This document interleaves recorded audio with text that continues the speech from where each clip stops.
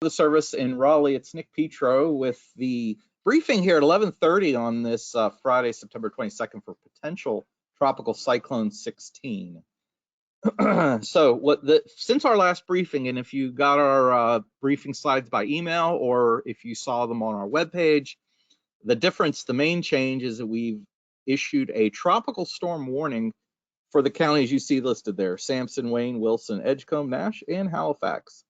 So it looks like there's going to be some gusty winds tonight and early tomorrow morning along generally the I-95 corridor, so in east. So just real quickly, let's take a look at the current situation, and we can see the visible satellite image, and you can see starting to see perhaps that circulation center, and you can see that I will point out though the main reason we're seeing most of the precip is on the west side. So clearly this is mostly dominated on the north and west side, but not to say there isn't any precip on the east side. It's just, obviously it's well offshore beyond anybody's radar range. So anyway, just wanted to point that out. The wind barbs you see there from the northeast, and we're starting to see some gusty winds picking up along the coast. So anyway, things are underway, and we are going to see rain moving across and into portions of central North Carolina here later this afternoon.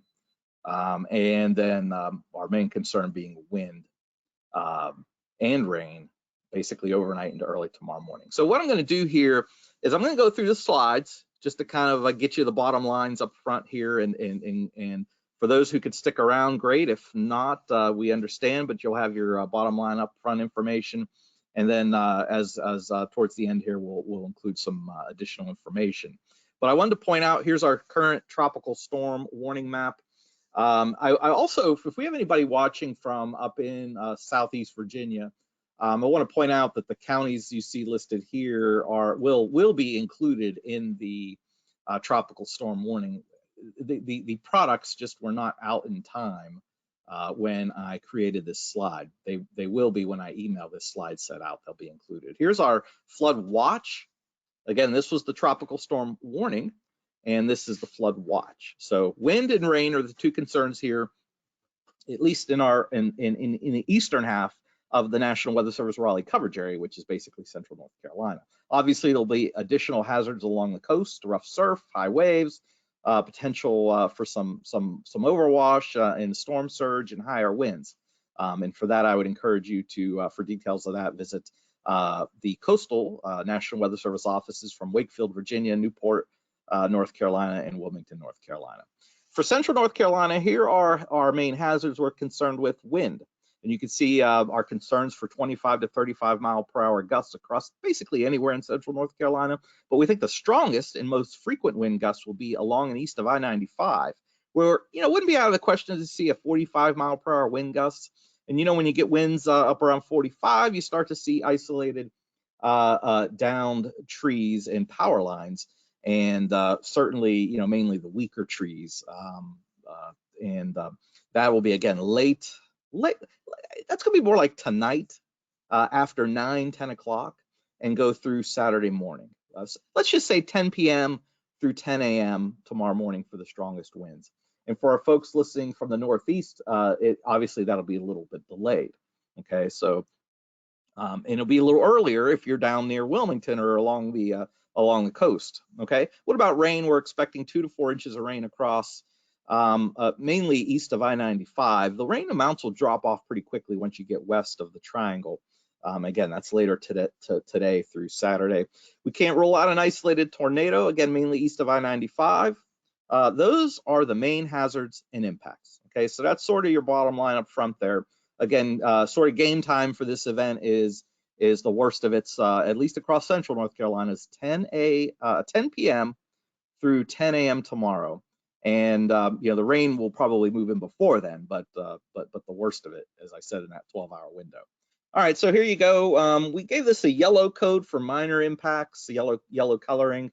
If I broke this is for all of central North Carolina. If I broke it down, if I did this specifically for I-95, I might put an orange there for wind and rain.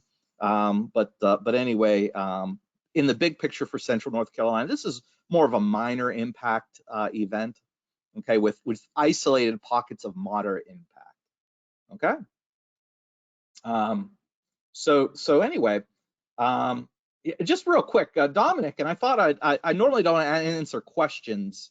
I don't normally answer questions at this part of the briefing, but Dominic asked a good question. If there are tropical storm watches and advisories, warnings, why is it not a tropical storm yet? And that's not unusual because we are expecting it to become a tropical storm by definition. If we waited until it became a tropical storm, then we wouldn't have any lead time because it would be making landfall shortly thereafter. So Dominic, we're trying to get ahead of that actually occurring and actually give people more prep time for tropical storm conditions. Okay, so I wanted to just elaborate.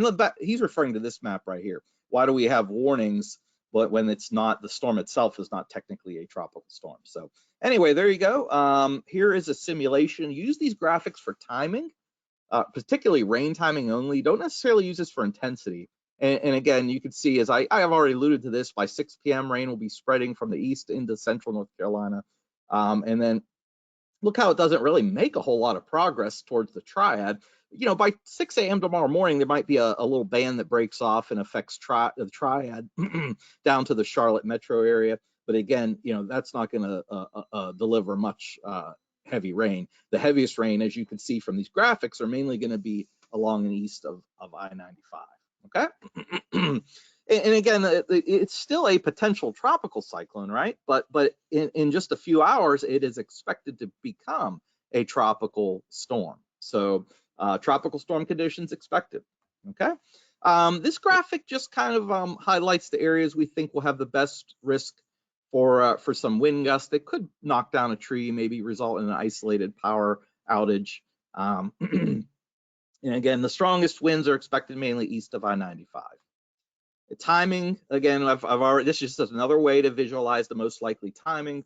Again, so for tropical storm force winds is this evening for the southeast part of the state and overnight tonight for the east, central, and northeast parts of the state. This is the arrival time, if you will. All right, how much rain? As I kind of alluded to already, along and east of I-95 is where we expect the heaviest rain. It drops off pretty quick once you get west of the triangle down toward Fayetteville. So Raleigh, Roxborough to Raleigh to Fayetteville west, you're not going to see a whole lot of rain out of this. It just dropped. I kind of alluded to that in the radar simulations. But again, you know, what will rainfall amounts of this amount give us? Well, it's going to give us a risk for some flash flooding. And particularly, again, along the east of I-95. That's why we have the flood watch in effect where it is. So, you know, folks back toward Burlington, Roxborough, Sanford, Southern Pines, Laurinburg, yeah, you could result in some very localized poor drainage flooding. It's not going to be a big deal. The worst of the flash flooding should be mainly east of the Triangle region, particularly along and east of I-95. All right, what about tornadoes? So, you know, tropical cyclones, as we know, bring the risk for isolated tornadoes. And where you see the yellow, that will be the locations with the best chance to see these tornadoes later today. Yellow, and then the dark green is not as good a chance as the yellow, but better than the green, right? And then the light green, yeah, you know, maybe 1 or 2 tornadoes in this area, maybe, you know, isolated, very isolated, if that.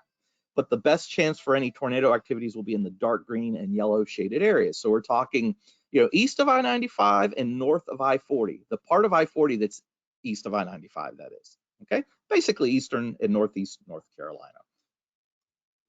All right, so this is just a summary of a slide I showed earlier. Confidence is pretty high that this is going to occur. We're you know, impacts are rarely confidence. Well, let me restate this. We've got good confidence in the impacts, but you know, the storm like this can always evolve. It could get a little stronger, could stay a little weaker. So that's why we're given confidence in this type of storm of moderate rather than high confidence, because there's still plenty of time for things to deviate.